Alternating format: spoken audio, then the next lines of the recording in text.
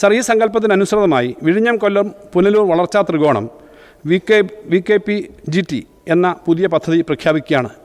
NH 66, പുതിയ greenfield NH 744, നിലവിലുള്ള കൊല്ലം കൊട്ടാരക്കര ചെങ്കോട്ട NH 744, MC road, മലയോര തീരദേശ ഹൈവേകൾ, തിരുവനന്തപുരം കൊല്ലം റെയിൽപാത, കൊല്ലം ചെങ്കോട്ട റെയിൽപാത എന്നിങ്ങനെ നമ്മുടെ പ്രധാന ഗതാഗത ഇടനാഴികൾക്ക് ശക്തിപ്പെടുത്തുന്നതിന് ഈ പദ്ധതി കാരണമാവും. വികസന ത്രികോണ മേഖലകളുടനീളം വിവിധോദ്ദേശ പാർക്കുകൾ, ഉൽപ്പാദന കേന്ദ്രങ്ങൾ, സംഭരണ സൗകര്യങ്ങൾ, സംസ്കരണ യൂണിറ്റുകൾ, അസംബ്ലിംഗ് യൂണിറ്റുകൾ, കയറ്റിറക്ക് കേന്ദ്രങ്ങൾ എന്നിവ സ്ഥാപിക്കുന്നത് പദ്ധതിയിൽപ്പെടുന്നു.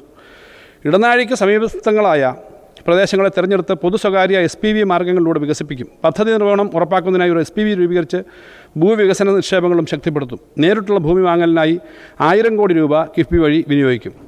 സർ, വ്യവസായങ്ങൾ സ്ഥാപിക്കുന്നതിനുള്ള ഭൂമി വാങ്ങുന്നതിനും വിൽക്കുന്നതിനും ലീസ് ചെയ്യുന്നതിനും സഹായിക്കുന്ന click Kerala land bank for industrial corridor development എന്ന ഒരു പോർട്ടൽ ആരംഭിക്കാൻ സർക്കാർ ഉദ്ദേശിക്കുന്നു.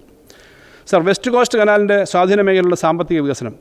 സർ, കേരള സംസ്ഥാനത്ത് ആകെ 1800 കിലോമീറ്ററോളം നീളത്തിലുള്ള ഉൾനാടൻ ജലഗതാഗത മാർഗ്ഗങ്ങളുണ്ട്. ഇതിൽ നാഡീരേഖയായി വർത്തിക്കുന്നതാണ് Kovalam Nileshwaram west coast canal. ഉൾനാടൻ ജലപാതകളിലൂടെ വിനോദസഞ്ചാരം, ജലഗതാഗതം, ചരക്ക് നീക്കം എന്നിവയ്ക്കുള്ള സാധ്യതകൾ പരമാവധി ഉപയോഗപ്പെടുത്തുന്നതിനായി കോവളത്തിനും ബേക്കലിനും ഇടയിലുള്ള ഉൾനാടൻ ജലപാതയുടെ സമ്പൂർണ്ണമായ പുനരുജ്ജീവനവും വികസനവും സർക്കാർ ലക്ഷ്യമിടുന്നു. ഈ പ്രവർത്തനങ്ങളെല്ലാം 2026 പൂർത്തിയാക്കാൻ ഉദ്ദേശിക്കുന്നു. വലിയ നിക്ഷേപങ്ങൾ ആവശ്യമുള്ള വികസന പ്രവർത്തനങ്ങളായി കിഫ്ബി 500 കോടി രൂപ ഈ വർഷം മാറ്റിവെക്കും. സർ, ആദ്യഘട്ടത്തിൽ വെസ്റ്റ് കോസ്റ്റ് കനാലിൻ്റെ ആക്കുളം കൊല്ലം റീച്ചിൻ്റെ സ്വാധീന മേഖലയിൽ വരുന്ന 15.115 ഹെക്ടർ സ്ഥലം ഏറ്റെടുക്കുന്നതിന് സർക്കാർ അനുമതി നൽകിയിട്ടുണ്ട്. ഇവിടെ കാർഷിക വിനോദസഞ്ചാര കേന്ദ്രം, വ്യത്യസ്ത വിനോദസഞ്ചാര ഉൽപ്പന്നങ്ങൾ, സംയോജിത മത്സ്യപ്പാർക്ക്, കായൽ വിനോദസഞ്ചാരം, ബോട്ട് നിർമ്മാണ റിപ്പയർ യൂണിറ്റ് എന്നിങ്ങനെ 5 വികസന മേഖലകൾ സ്ഥാപിക്കുന്നതിന് ഉദ്ദേശിക്കുന്നു. മണ്ണാറം പാറ കല്ലായി റീച്ച് പ്രദേശത്തെ 17.56 ഹെക്ടർ സ്ഥലം വികസന മേഖല സൃഷ്ടിക്കുന്നതിനായി ഏറ്റെടുക്കും. തീരദേശ ഹൈവേയോട് ചേർന്നുള്ള സാമ്പത്തിക മേഖലകളുടെ വികസനം. സർ, തീരദേശ ഹൈവേ തിരുവനന്തപുരത്തെ പൂവാറിൽ നിന്നും കാസർഗോഡ് ജില്ലയിലെ തലപ്പാടി വരെ വ്യാപിച്ചു കിടക്കുന്നതും കൊല്ലം, വിഴിഞ്ഞം, വല്ലാർപാടം തുടങ്ങിയ പ്രധാന തുറമുഖങ്ങളുമായി ബന്ധിച്ചിട്ടുള്ളതാണ്. തീരദേശ ഹൈവേ കടന്നുപോകുന്ന 8 തീരദേശ ജില്ലകളിൽ കണ്ടെത്തിയിട്ടുള്ള 181 ഏക്കർ വിസ്തീർണമുള്ള 68 ലാൻഡ് പാഴ്സലുകളുടെ ഏറ്റെടുക്കൽ നടപടികൾ പുരോഗമിച്ചു വരികയാണ്. തീരദേശ പാതയുടെ ഓരോ 25 കിലോമീറ്ററിലും ഭൂമി ഏറ്റെടുക്കും. സ്വകാര്യ നിക്ഷേപത്തോടെ തീരദേശ ഹൈവേ ഭാഗങ്ങളിൽ ബീച്ച് പ്രൊമനേഡുകൾ, സൈക്ലിംഗ് ട്രാക്കുകൾ, ടൂറിസ്റ്റ് ഫെസിലിറ്റേഷൻ അമ്യൂണിറ്റീസ്, നടപ്പാതകൾ, EV ചാർജിംഗ് സ്റ്റേഷനുകൾ, ഹൈഡ്രജൻ റീഫ്യൂവലിംഗ് സ്റ്റേഷനുകൾ എന്നിവ സ്ഥാപിക്കും. Sir, outer area growth corridor. 63 kilometre ദൈർഘ്യമുള്ള ഔട്ടർ റിംഗ് റോഡ് വിഴിഞ്ഞം തുറമുഖത്തെ നാവായിക്കുളവുമായി ബന്ധിപ്പിച്ച് നാഷണൽ ഹൈവേ 66 ചേരും. ഈ പദ്ധതി പ്രയോജനപ്പെടുത്തുന്നതിന് ഔട്ടർ റിംഗ് റോഡിൻ്റെ ഇരുവശങ്ങളിലുമുള്ള 2.5 കിലോമീറ്റർ മേഖലയിലെ outer ring road growth corridor പദ്ധതി OAGC ഒരു മാസ്റ്റർ ഡെവലപ്മെൻറ്റ് പ്ലാനായി വിഭാവനം ചെയ്യുന്നു. സർ, എല്ലാ ആധുനിക സാമൂഹിക അടിസ്ഥാന സൗകര്യങ്ങളോടും കൂടിയ സാശ്രയ ടൗൺഷിപ്പ് ശ്രേണിയായാണ് OAGC രൂപകൽപ്പന ചെയ്യുന്നത്. വിഴിഞ്ഞം, കോവളം, കാട്ടാക്കട, നെടുമങ്ങാട്, വെമ്പായം, കിളിമാനൂർ, കല്ലമ്പലം എന്നിവിടങ്ങളിൽ പ്രധാന എക്കണോമിക് നോഡുകൾ വിഭാവനം ചെയ്യുന്നു. ഓരോ നോഡും സാമ്പത്തിക മേഖലകളായി വികസിപ്പിക്കുന്നതായിരിക്കും. ഈ പ്രദേശങ്ങളുടെ വികസനത്തിനുള്ള ഭൂമി ലാൻഡ് പൂളിംഗ് അടക്കമുള്ള പദ്ധതികളിലൂടെ ലഭ്യമാക്കും. സർ, ഗ്ലോബൽ കേപ്പബിലിറ്റി സെൻ്ററുകൾ. സർ, ആഗോളതലത്തിൽ ബഹുരാഷ്ട്ര കോർപ്പറേഷനുകൾക്ക് നൂതനത്വവും വികസന മികവും പ്രദാനം ചെയ്യുന്ന നിർണായക ഘടകങ്ങളായി ഗ്ലോബൽ കേപ്പബിലിറ്റി സെൻ്ററുകൾ GCCs ഉയർന്നു വന്നു കഴിഞ്ഞു. Research and development, advanced analytics, product management, digital transformation തുടങ്ങിയ ഉയർന്ന സേവനമുള്ള മൂല്യങ്ങൾ പ്രോത്സാഹിപ്പിക്കുന്ന നിർണായക കേന്ദ്രങ്ങളാണ് GCCSകൾ. ഈ മേഖലയിൽ ലോകത്താകെയുള്ളതിൻ്റെ 50% സെൻറ്ററുകൾ ഇന്ത്യയിലാണ്. ഈ കേന്ദ്രങ്ങൾ $64.6 ബില്യൺ അമേരിക്കൻ ഡോളർ വാർഷിക വരുമാനം നൽകുകയും 1.6 മില്യൺ വ്യക്തികൾക്ക് തൊഴിൽ നൽകുകയും ചെയ്യുന്നു. കേരളത്തിന് GCC നിക്ഷേപങ്ങളുടെ പ്രധാന കേന്ദ്രമായി തീരാൻ കഴിയും.